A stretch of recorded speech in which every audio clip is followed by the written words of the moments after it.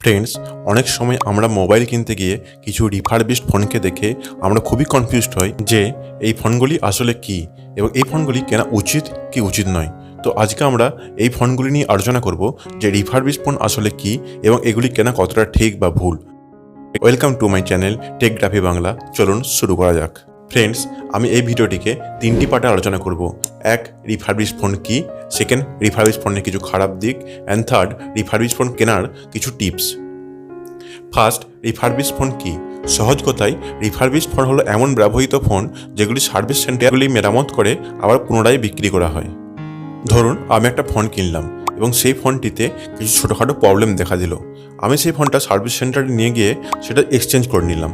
এবার service centre ওই ফোনটা কি করবে? সার্ভিস সেন্টার ওই ফোনটা তো আর নতুন করে বিক্রি করতে পারবে না। তখন ওই কোম্পানি সার্ভিস সেন্টার থেকে ওই ফোনটির যে ছোটোখাটো প্রবলেম হয়েছে সেটিকে মেরামত করে সেটাকে আবার নতুন করে কিছু কম টাকায় রিফারবিশড ফোন হিসাবে বিক্রি করে। আবার অনেক সময় আমরা এক্সচেঞ্জেও মোবাইল কিনি। যখন আমরা কোনো নতুন মোবাইল কিনি তার বিনিময়ে আমরা কিছু পুরনো মোবাইলকে এক্সচেঞ্জ করে দিই। এবার সেই মোবাইলগুলোও সার্ভিসিং করার পর রিফারবিশ হিসাবে বিক্রি করা হয়।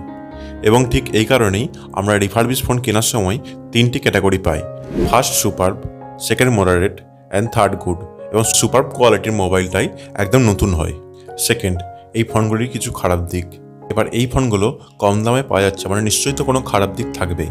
সেই খারাপ দিকগুলো আপনাকে কেনার সময় দেখে নিতে হবে অবশ্যই। যেমন এই ফোনগুলোতে কিছু স্ক্র্যাচ থাকতে পারে, কিছু ছোটোখাটো ব্যাটারি প্রবলেম থাকতে পারে, কোনো ছোটোখাটো পোর্টের প্রবলেম থাকতে পারে। তাছাড়া এই ফোনগুলিতে অনেক সময় সফটওয়্যার আপডেট আসতেও দেরি করে।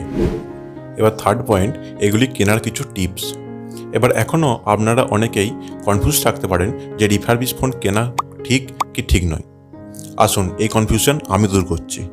কেনার আগে আপনি যে কথাগুলো অবশ্যই মনে রাখবেন তার মধ্যে সবচেয়ে গুরুত্বপূর্ণ হলো আপনি কোনো বিশ্বাসযোগ্য ওয়েবসাইট থেকেই এই ফোনটি কিনবেন।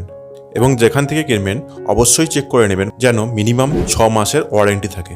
এছাড়া যেন ফোনটার 10 ডেজ রিটার্ন পলিসি থাকে, যাতে আপনি ফোনটা নিয়ে আসার পর কোনো প্রবলেম হলো তখন আপনি পুনরায় ফেরত দিতে পারেন।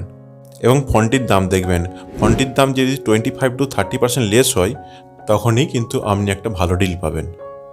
সর্বশেষে আমি বলবো, আপনি যদি রিসার্চ করে কোনো একটা ট্রাস্টেড সেলার থেকে একটা কম দামে ভালো মোবাইল কিনতে পারেন তাহলে এটা একটা আপনার চমৎকার অপশন হবে।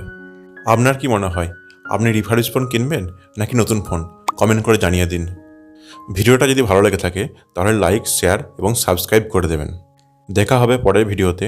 ভালো থাকুন, সুস্থ থাকুন। ধন্যবাদ।